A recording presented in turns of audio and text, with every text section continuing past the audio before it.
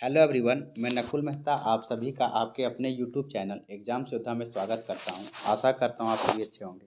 आप सभी को पता है कि एक लेटेस्ट नोटिस जो है जारी किया गया है जेपीएससी के द्वारा जेईटी जेट 2025 को लेकर के। क्या है इस फॉर्म में, तो आप सभी को पता ही है। अभी तक आप लोग देख लिए होंगे कि इसमें जो है फॉर्म भरने की तिथि जो है उसमें बदलाव किया गया है, उसको एक्सटेंड किया गया है, उसको बढ़ाया गया है। और वाजिब बात है, इसको बढ़ाना ही चाहिए क्योंकि बहुत सारे छात्र जो है सो परेशान थे। लेकिन ये वीडियो मेनली उसके लिए नहीं है। लेकिन हाँ, अभी तक आपके पास ये सूचना नहीं गया था और अभी तक आप जब फॉर्म नहीं भरे हैं तो आप फॉर्म को फिल कर लीजिए। अभी हम डेट दिखा देते हैं क्योंकि ये मौका जो है लगभग 17-18 साल बाद आया है और अब दोबारा कब आएगा पता नहीं। और आपका जो है 2250 जो है लगभग वैकेंसी जो है असिस्टेंट प्रोफेसर का इंतज़ार कर रहा है। और ये जेट जैसे ही एग्ज़ाम हो जाएगा उसके बाद जो है उस पे बहाली किया जाएगा, ये चीज़ आप जानते हैं। लेकिन यह वीडियो में आप इसलिए बने रहें क्योंकि अभी आप इस पे क्लिक किए हैं, इसका मतलब जो है आपने फॉर्म भरा है तो कहीं न कहीं आपका डॉक्यूमेंट लेकर के कोई समस्या है या अभी तक आप डॉक्यूमेंट रिलेटेड समस्या के चलते फॉर्म नहीं भर पाए हैं। तो डॉक्यूमेंट रिलेटेड सभी तरह का जो समस्या है उसका समाधान लेकर के इस वीडियो में लेकर के आए हैं, तो आप वीडियो में बने रहें। वीडियो स्टार्ट करने से पहले हम बताते हैं आप लोगों को कि डिस्क्रिप्शन में कुछ लिंक हम आप लोगों को दे रहे हैं व्हाट्सअप का, टेलीग्राम का। इसको आप लोग फॉलो ज़रूर कर लें और अगर आप ट्विटर चलाते हैं तो उसको भी आप फॉलो कर सकते हैं। ठीक है, फॉलो करने का फ़ायदा क्या होगा कि बहुत सारा सूचना जो है उसके लिए आपको वीडियो नहीं देखना पड़ेगा, आपको वहीं पर डायरेक्टली मिल जाता है। तो चलिए सबसे पहले यहीं से स्टार्ट करते हैं। ये चीज़ आप लोगों ने कल देख लिया होगा कि जेट को लेकर के जेपीएससी के द्वारा जो सूचना जारी किया गया था उसमें जो फॉर्म भरने का जो तिथि है उसमें बढ़ाया गया है। अब यह जो 30 अक्टूबर तक के था इसको बढ़ा करके 17 नवंबर तक किया गया है। कब तक किया गया है दोस्तों? 17 नवंबर तक किया गया है। अब जो है सो फॉर्म भरने का तिथि जो है 17 नवंबर है। ठीक है, ये 17 नवंबर तक आप फॉर्म भर सकते हैं।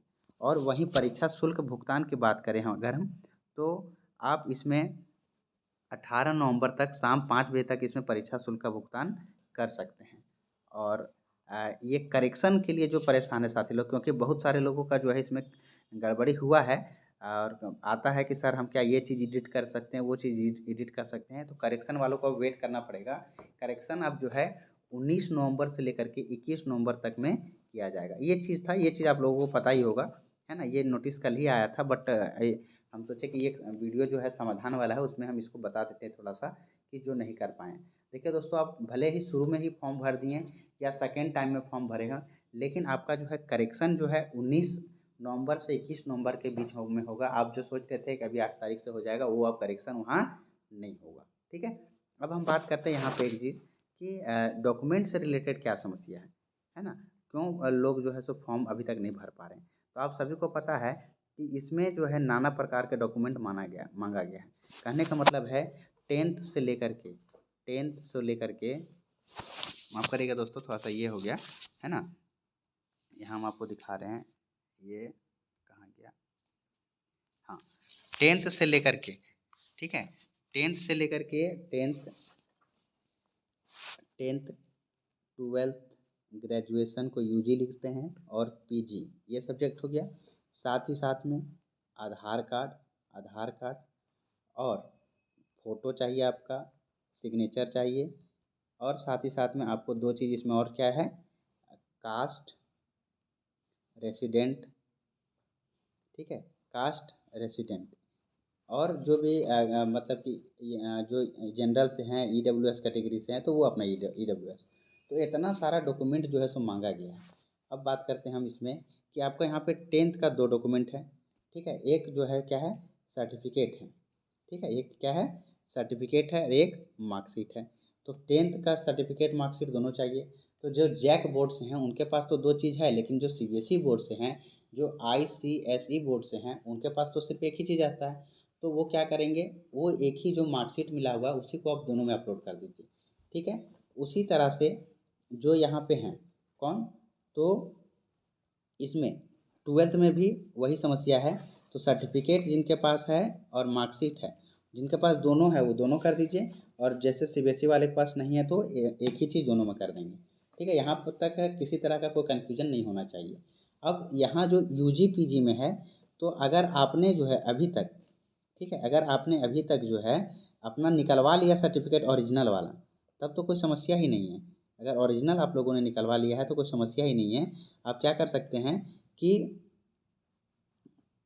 ओरिजिनल मार्कशीट तो होगा ही, ठीक है, और सर्टिफिकेट तो आपके पास डिजी लॉकर वाला भी अपलोड कर सकते हैं, ठीक है, और प्रोविज़नल भी अपलोड कर सकते हैं। तो जिनके पास प्रोविज़नल सर्टिफिकेट है या फिर डिजी लॉकर से आप डाउनलोड करके अपलोड कर दीजिए, ठीक है। सर्टिफिकेट का हम बात कर रहे हैं और एक मार्कशीट, तो इसका समस्या का समाधान मिल गया कि डिजी लॉकर में तो होगा ही होगा, और जिनके पास नहीं हो वो प्रोविज़नल कर देंगे, ठीक है। और अभी 17 तारीख तक डेट बढ़ गया, तो अगर आपका कॉलेज से मिल जाता है तो वेल एंड गुड, इससे अच्छा कुछ नहीं हो सकता है। और वहीं बात करें हम पीजी का, तो पीजी में भी दोस्तों कि यही बात कि डिजी लॉकर से आप डाउनलोड कर लीजिए, ठीक है, डिजी लॉकर से डाउनलोड कर लीजिए या प्रोविज़नल डाल दीजिए सर्टिफिकेट की जगह पे, और मार्कशीट डाल दीजिए, ठीक है। अभी एक और चीज़ हम बात करेंगे जहाँ पे जो इग्नू से हैं जिनका रिजल्ट अभी आया है लेकिन उनके पास कुछ नहीं पहुँचा है, वो क्या करेंगे, ठीक है, वो भी हम बताएंगे। साथ ही साथ आधार कार्ड आपका होना चाहिए, और क्या होना चाहिए, आप फ़ोटो और सिग्नेचर, इसमें तो कोई चिंता ही वाली बात नहीं है, ठीक। अब हम बात करते हैं अगला पेज लेकर के इसमें कि जो आपका सर्टिफिकेट बना होना चाहिए, कास्ट सर्टिफिकेट, रेसिडेंट सर्टिफिकेट, वो आपका एग्ज़ाम फॉर्म भरने का जो अंतिम तिथि है उससे पहले का बना होना चाहिए। अगर आप उसके बाद का सोचिएगा तो एलिजिबल नहीं है। और एक कट ऑफ डेट दिया गया है, ठीक है। मान के चलते हैं कि अगर आप BC1 BC2 कैटेगरी से हैं, है ना, BC1 2 से हैं, तो 2 फरवरी 2019 के बाद का बना हुआ है तो CO लेवल का चल जाएगा। उससे पहले का आपका चाहिए SDO लेवल का।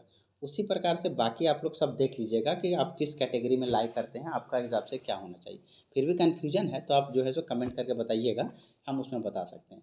लेकिन मेन मुद्दा जो है ना इसमें कि सर बहुत कोई जो है सो महंगा महंगा कोर्स लेकर के तैयारी कर रहे हैं, बहुत कोई जो है सो अभी तक सोच ही रहे हैं कि एग्ज़ाम होगा कि नहीं होगा, झारखंड है पता नहीं क्या होगा यहाँ पे।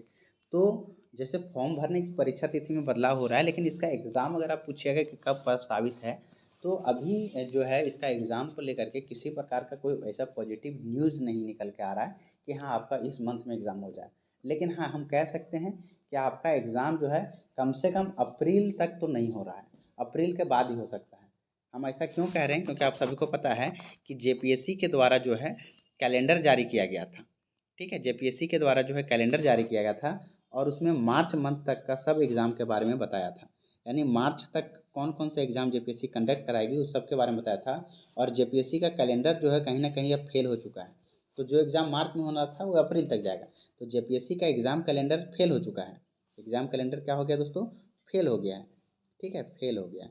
जब एग्ज़ाम कैलेंडर ही फेल हो गया है तो अभी जो है एग्ज़ाम कैसे पॉसिबल है, ठीक है। इसीलिए आपका जो है एग्ज़ाम कहीं न कहीं जो है आगे बढ़ेगा और आपको एक अच्छा खासा समय मिलेगा, लगभग 6 महीने का आप तैयारी कर सकते हैं। लेकिन हाँ, एक बहुत ही गोल्डन अपॉर्च्युनिटी होने वाला है, क्योंकि आप जानते हैं 17-18 साल बाद, 17-18 वर्ष के बाद ये मौका मिला है। और इस जेट एग्ज़ाम के बाद जो है ना, जेट एग्ज़ाम के बाद 2404 प्लस असिस्टेंट प्रोफेसर की बहाली होगा, और उन्हीं को ये मौका दिया जाएगा जो जेट क्वालिफाइड रहेंगे। और आप सभी जानते हैं सिर्फ और सिर्फ 6% लोग जो है यह एग्ज़ाम क्वालिफाई करेंगे, तो कंपटीशन तगड़ा है।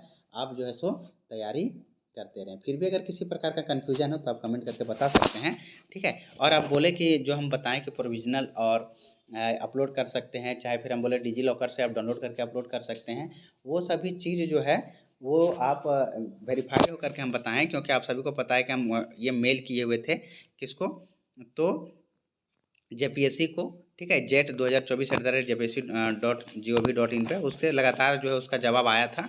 और उस उन्हीं सब मेल के माध्यम से जो रिप्लाई आया उसी के लेकर के हम ये जो हम अपडेट दिए आप लोगों को उसी से रिगार्डिंग था। और आप अपेयरिंग वाले साथी क्या करेंगे, अपना कॉलेज में जा कर के साइन करवा लीजिएगा और वही आप सर्टिफिकेट नंबर डाल दीजिएगा। और इग्नू वाले भी वही करेंगे, जो आपका एग्ज़ाम सेंटर था, जो स्टडी सेंटर था, जो एग्ज़ाम भले आप दे दिए हैं लेकिन आपका रिजल्ट ही नहीं आया है, तो आप क्या अपलोड करिएगा। तो वहाँ पे इस स्थिति में आप क्या करिएगा, वहाँ जा कर के आप जो है सो अपेयरिंग वाला बनवा करके और आप भर सकते हैं, किसी प्रकार का कोई दिक्कत नहीं होगा। उम्मीद करते हैं सारा इन्फॉर्मेशन आपको सही लगा हो और समझ में आया हो। तो आप चैनल अभी तक अगर नहीं सब्सक्राइब किए, सब्सक्राइब करके बेल आइकन जरूर प्रेस कर ले दोस्तों, ताकि आपका कोई भी इन्फॉर्मेटिव इन्फॉर्मेशन जो है यहाँ से छूट ना सके, आप जो है सही समय पर सही न्यूज़ आपको मिलते रहे। तो थैंक यू ऑल, मिलते हैं नेक्स्ट वीडियो में। तब तक आप सभी का बहुत बहुत धन्यवाद यहाँ तक वीडियो में बने रहने के लिए। और अभी तक आप चैनल को सब्सक्राइब नहीं किए हैं, है ना, तो सब्सक्राइब कर लीजिए और वीडियो को शेयर ज़रूर करें। Thank you all.